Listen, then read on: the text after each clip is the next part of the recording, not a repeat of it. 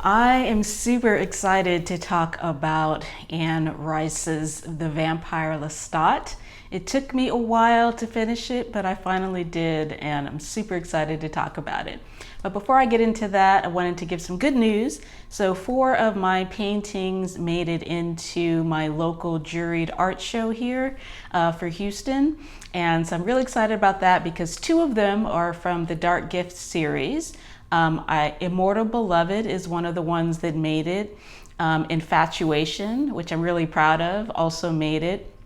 And then 2 others that I had done previously, Guardian Angels made it and Midlife Makeover made it. So I'll put those on the screen and provide a link also in the description. So wish me luck. That show is in June. All right, well, let's get into the book. So I am super new to the Anne Rice universe. My first exposure to her or any of the stories was the AMC series, Interview with the Vampire. So I totally came in completely blank. I hadn't even seen the movie. I thought I had, but I watched it later on and realized I hadn't seen it the whole way through. So brand spanking new. So all of my impressions are from that lens, from somebody who has no background but who's just fallen in love with these characters. And I'm not a purist, so people tend to be most attached to whichever one they saw first. So if you read the book first, which most people do, then some people are mad because they make changes, which is inevitable. I love all art, so I don't care. Obviously, if you have a different medium, you have to make changes, so I understand that. So that doesn't bother me at all. All that matters is character development and story. But I did want to talk about what my impressions are now that I've read the book, because I have a fuller picture of who these people are in the world, but I also have so many questions and I'm a little confused. So people in the comments really helped me out along the way when I was doing my initial reviews of the series and giving my takes on the characters, because I was coming in blank. So initially, from reading Interview with a Vampire and not being exposed to Armand, for example, except that last piece of the final episode in the series. So I have no idea who Armand was, other than that he's some sort of vampire. And honestly, I was kind of happy for Louis. I was like, well, we love Loustat, but Loustat is, super toxic, super narcissistic. And if Louis has a chance to start over with somebody that really loves him, I mean, good for him, right? Yeah, but now that I've read the book, I see what people are saying about Armand. Because when I read Interview with the Vampire, I still didn't think Armand was that bad. I mean, Louis calls him out on his coldness, but I figured, an old vampire wouldn't be romanticized. You wouldn't make it for hundreds of years if you had a naive notion like Louis did. So it didn't bother me too much. And I felt like Louis' refusal to just break up with Armand, but just his sort of, I'm just going to treat him like crap until he goes away. I thought that was super callous. Now, however, I don't know what Louis' intentions were doing that, but I think that was a really smart thing to do, considering how extraordinarily vindictive Armand is. I think that just letting him leave is probably the best way to actually get rid of him, as opposed to anything else that he might have done.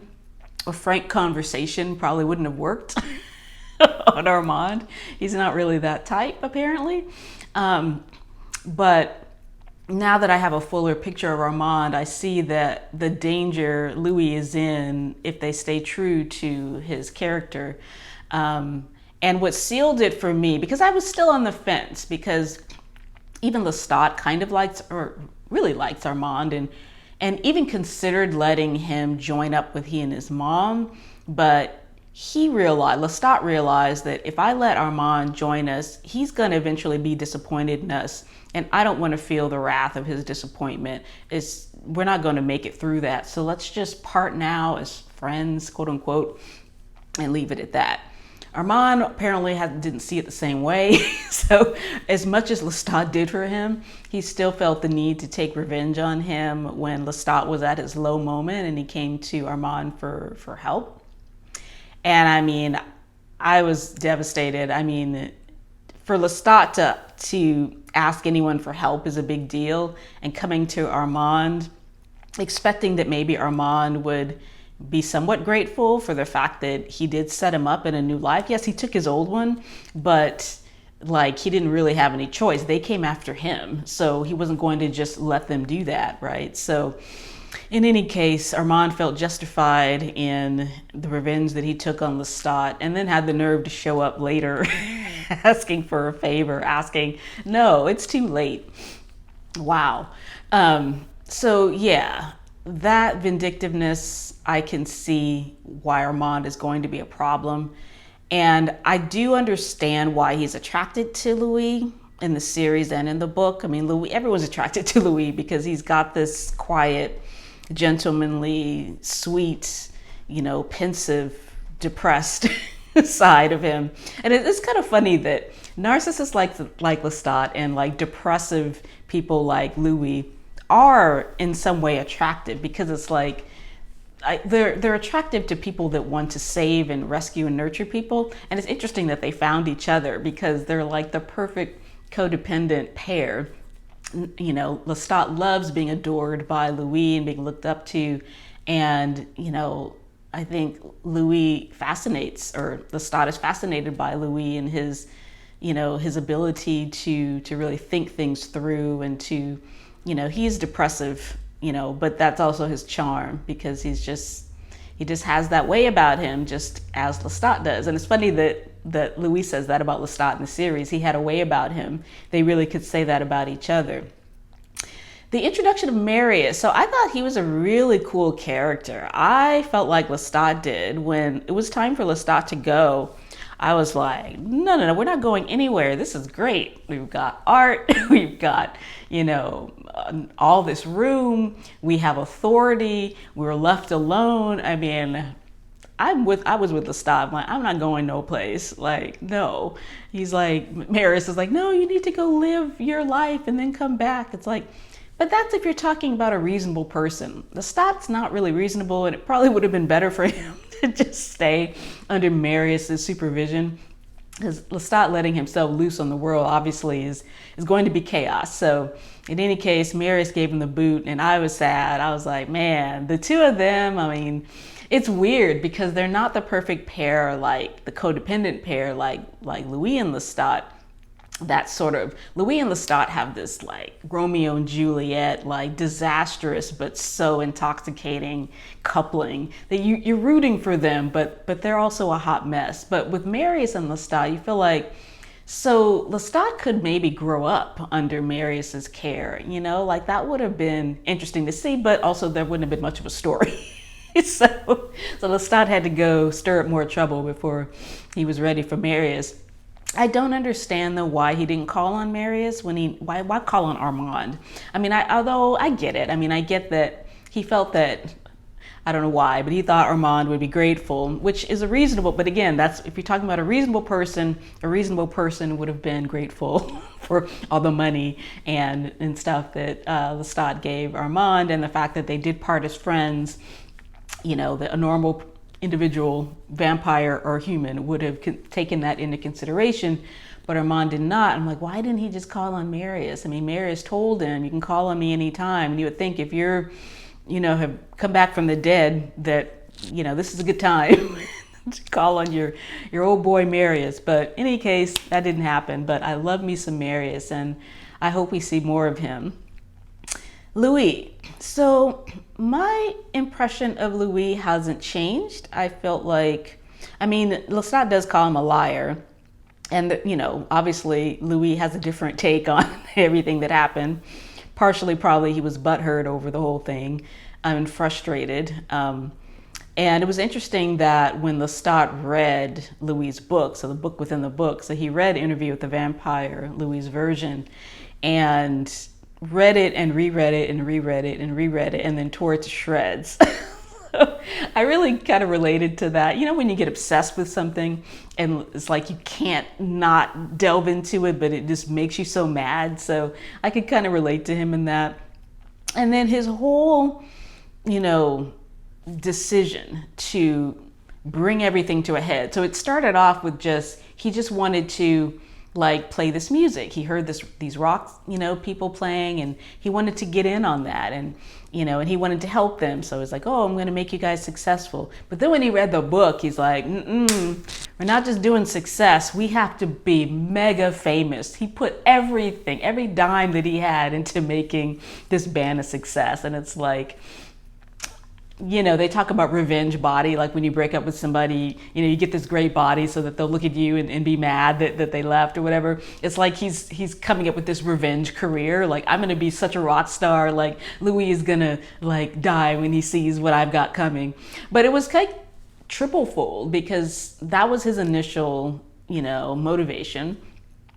But he also has this weird, like, desire for conflict, like conflict on two fronts. So ultimately, he wants this incredible conflict with mortals. It's like, on the one hand, he keeps saying he doesn't fear them, but on the other hand, he thought if he really does expose everything and tells the world that vampires are real and that they should be concerned and they should be scared, and what if they come for us? What if this is it? And he has this like weird doomsday romantic notion of like, they're gonna come for all of us, and it's gonna be, even if it's my last breath, it's going to be glorious. And that's weird. He's got this like gladiator, like sub persona that he just revels in experiences. Like, even if they're negative, it's like it's one of those people, like similar to adrenaline junkies, like they just want to feel, So there's a confrontation with mortals that he thinks probably won't happen, but he knows it's a possibility. But then there's a second layer of conflict with other vampires, which he knows for certain that's going to happen. And it's really interesting to read him talk about it, because he talks about it as an inevitability, and he's like, but I'll protect my humans, meaning the people in the band, I'll protect them as much as I can. But to me, that's a little flimsy. It's like, they don't know that they're going to be in harm's way. They just think, oh, we're going to realize our dreams. And of course, he's not going to tell them. So this is still him doing the same stuff, just doing whatever he wants to do for his own reasons, putting other people at risk just because he just wants to do it. So it's like, he's very consistent in who he is.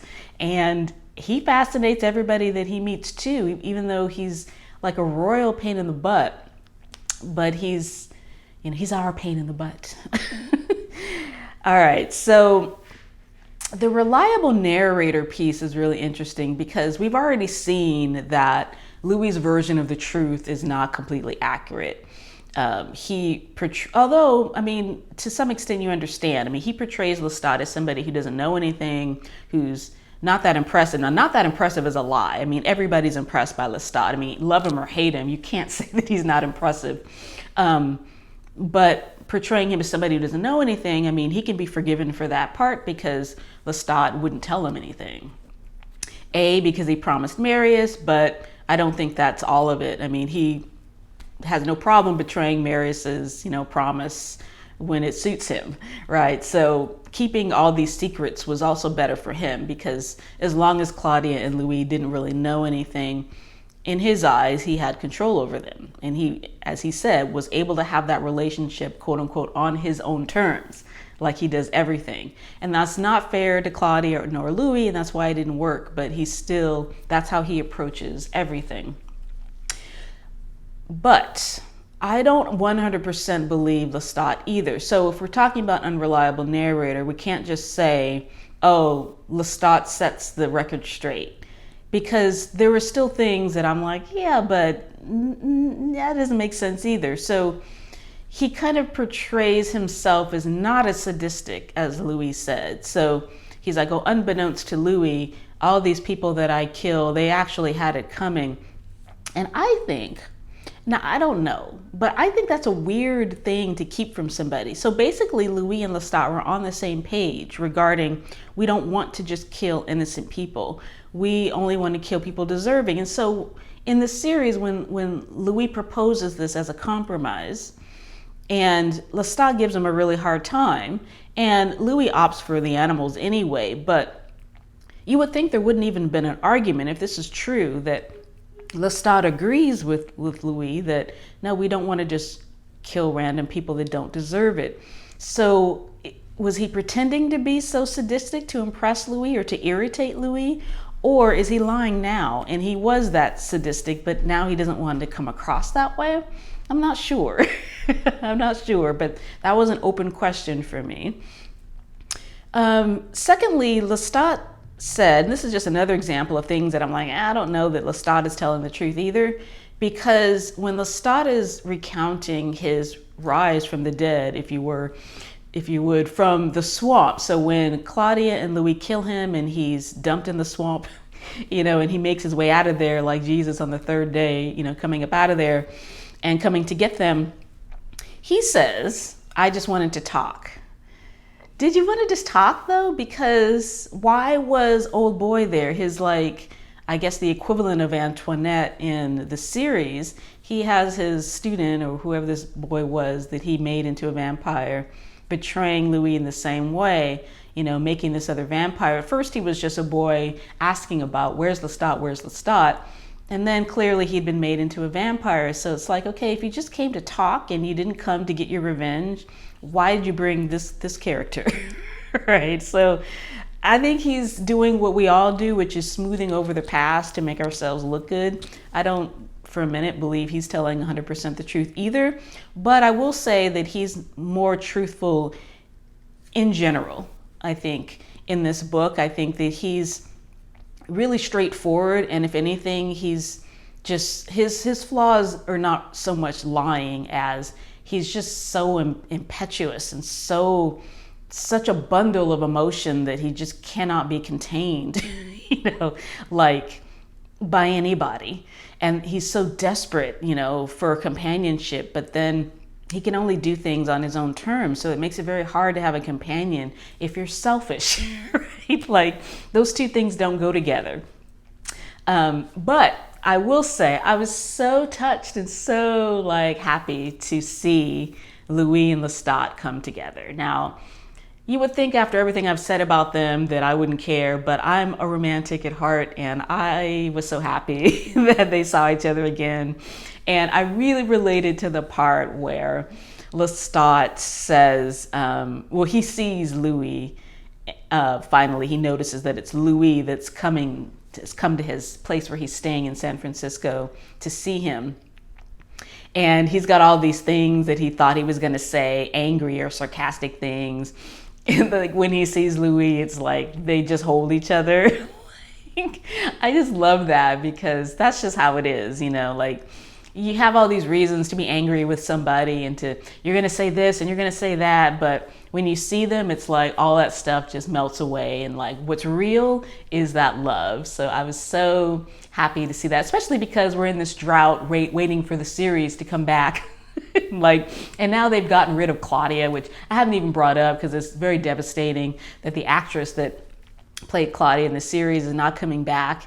It is horrifying. I'm still going to watch, of course, and hope for the best, but it's not great. So to have this little dollop of happiness to see Louis and Lestat hold each other and talk and be together for this ridiculous rock concert, whatever, where he's put everyone, including Louis, in danger. That was very satisfying. So it was so short-lived though. I'm so happy. I'm like, okay, what's next? Is maybe the mom, Gabrielle, is she going to stay? And because she comes and goes, but maybe she's gonna be around more, and maybe Louis is gonna move in with him, and maybe we're gonna be happily ever after. I'm such a dork. I just love it.